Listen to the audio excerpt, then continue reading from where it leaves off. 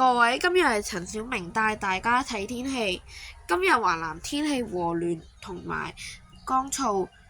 平均相對濕度30%至40%，並且天朗氣清。今日天氣和暖㗎，最高氣溫大約20至21度，天氣逐漸轉凍，最低氣溫大約16至17度。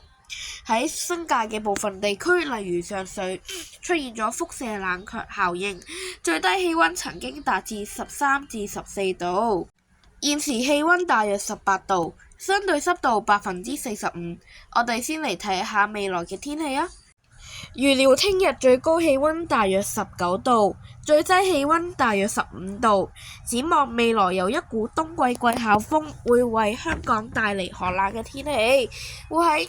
本週後期大約會降至9度左右，新界會再降多1-2度，後來氣溫會逐漸回升。我哋先嚟睇下世界嘅天氣啊！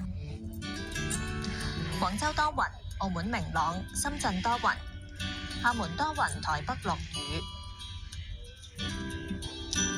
上海、杭州多雲，南京多雲，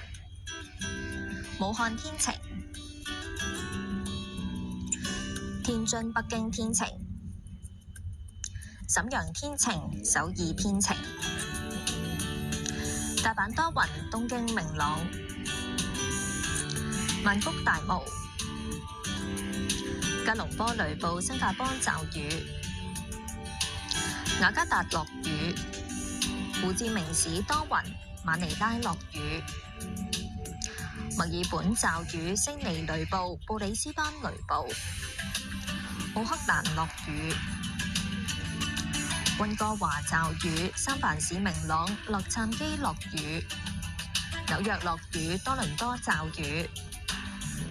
羅馬大霧，蘇黎世明朗，巴黎多雲，法蘭克福多雲，倫敦阿姆斯特丹落雨。